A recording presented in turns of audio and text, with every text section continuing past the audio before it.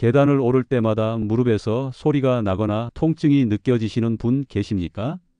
앉았다 일어날 때 무릎이 뻣뻣하고 아파서 한참을 버텨야 하시는 분은요? 또는 병원에서 무릎 연골이 닳았다는 말을 들으시고 이제는 어쩔 수 없다고 포기하신 분도 계실 겁니다. 하지만 오늘 이 영상을 보시고 나면 그 포기를 거두실 수 있을 겁니다. 연골은 한번 닳으면 절대 재생되지 않는다는 것은 과거의 이야기입니다. 최근 의학 연구들은 올바른 식단과 생활 습관, 그리고 적절한 운동을 통해 연골 세포의 재생을 촉진하고 무릎 통증을 크게 줄일 수 있다는 것을 보여주고 있습니다. 오늘 이 영상에서 그 방법을 구체적으로 알려드리겠습니다. 무릎 관절은 허벅지뼈와 정강이뼈가 만나는 곳으로 이 두 뼈 사이에 연골이 있어 뼈끼리 직접 부딪히지 않도록 완충 역할을 합니다. 연골은 물을 많이 머금고 있는 스펀지 같은 구조로 되어 있어 체중을 분산시키고 충격을 흡수합니다. 그런데 나이가 들면 이 연골이 수분을 머금는 능력이 떨어지고 연골 세포를 재생하는 능력도 줄어듭니다. 여기에 체중 증가, 잘못된 자세, 과도한 무릎 사용이 더해지면 연골이 빠르게 닳아 없어지게 됩니다. 이것이 퇴행성 관절염, 즉 골관절염입니다. 국내 60세 이상 인구의 절반 이상이 어느 정도의 퇴행성 관절염을 가지고 있다고 추정될 만큼 매우 흔한 질환입니다. 하지만 흔하다고 해서 그냥 참고 살아야 하는 것은 아닙니다. 무릎 연골이 닳는 원인은 단순히 나이 때문만이 아닙니다. 첫 번째 원인은 체중 과부하입니다. 무릎 관절은 체중의 3배에서 5배에 달하는 하중을 받습니다. 체중이 1kg 늘면 무릎이 받는 부담은 3kg에서 5kg 늘어나는 셈입니다. 반대로 체중을 5kg 줄이면 무릎 부담이 15kg에서 25kg 줄어들어 통증이 눈에 띄게 개선됩니다. 두 번째 원인은 근육 약화입니다. 허벅지 앞쪽의 대퇴사두근과 뒤쪽의 햄스트링은 무릎 관절을 안정적으로 지탱하는 핵심 근육입니다. 이 근육들이 약해지면 무릎 연골에 가해지는 충격이 커져 연골 손상이 빨라집니다. 세 번째 원인은 영양 결핍입니다. 연골 재생에 필요한 콜라겐, 비타민 C, 히알루론산, 오메가3 같은 영양소가 부족하면 연골 세포의 재생 능력이 떨어집니다.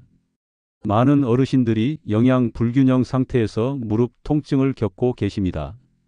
연골 재생을 돕는 식품 3가지를 말씀드리겠습니다. 첫 번째는 사골 국물입니다.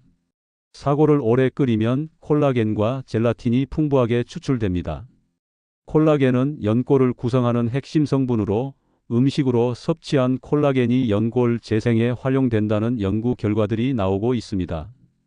일주일에 2번에서 3번 사골 국물을 드시는 것이 좋습니다. 단 나트륨이 높아질 수 있으니 간은 최소화하시는 것이 좋습니다. 두 번째는 브로콜리입니다. 브로콜리에는 비타민 C와 설포라판이라는 성분이 풍부합니다. 비타민 C는 콜라겐 합성에 필수적인 영양소이며 설포라판은 관절 염증을 줄이는 데 효과적인 것으로 알려져 있습니다. 매일 브로콜리 반 컵 정도를 드시는 것을 권장합니다. 살짝 쪄서 드시면 영양소 파괴가 적고 먹기도 편합니다. 세 번째는 연어입니다. 연어에는 오메가3 지방산과 아스타잔틴이 풍부합니다. 오메가3는 관절 염증을 줄이고 연골 조직을 보호하며 아스타잔틴은 강력한 항산화 물질로 연골 세포를 산화 손상으로부터 지켜줍니다.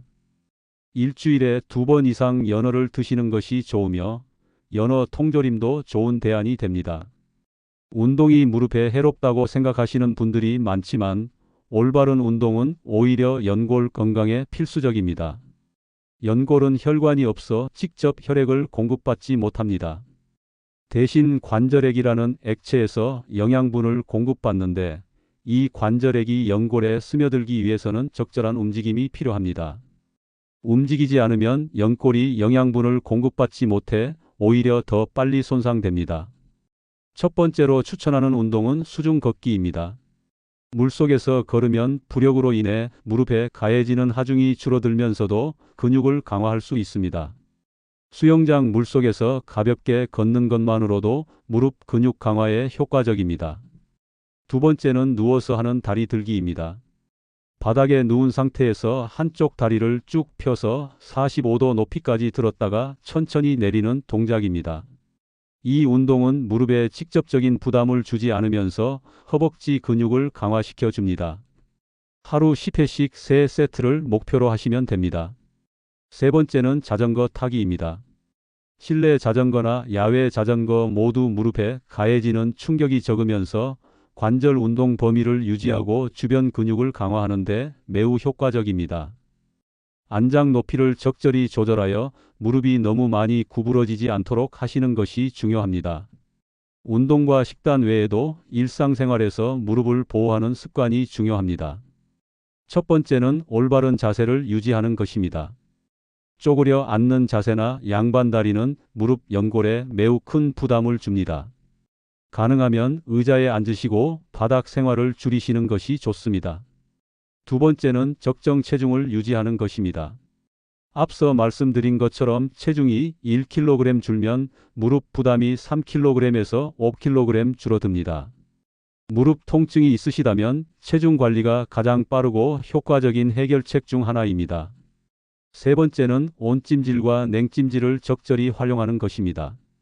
만성 통증에는 온찜질이 혈액순환을 도와 통증을 줄여줍니다. 급성으로 붓거나 열감이 있을 때는 냉찜질이 염증을 줄이는 데 효과적입니다. 오늘 말씀드린 내용을 정리해 드리겠습니다. 무릎 연골은 한번 다루면 끝이 아닙니다. 올바른 식단과 운동, 생활 습관으로 연골 재생을 촉진하고 무릎 통증을 크게 줄일 수 있습니다.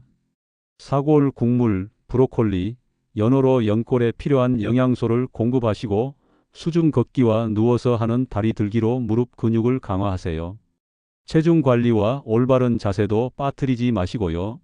오늘 당장 브로콜리 한 접시, 식후 가벼운 산책에서 시작해 보세요. 무릎이 달라지는 것을 3개월 안에 느끼실 수 있을 겁니다. 이 영상이 도움이 되셨다면 구독과 좋아요 꼭 부탁드립니다. 무릎 때문에 고생하시는 부모님이나 주변 어르신들께도 꼭 공유해 주세요. 다음 영상에서도 건강한 노후를 위한 실질적인 정보로 찾아오겠습니다. 감사합니다.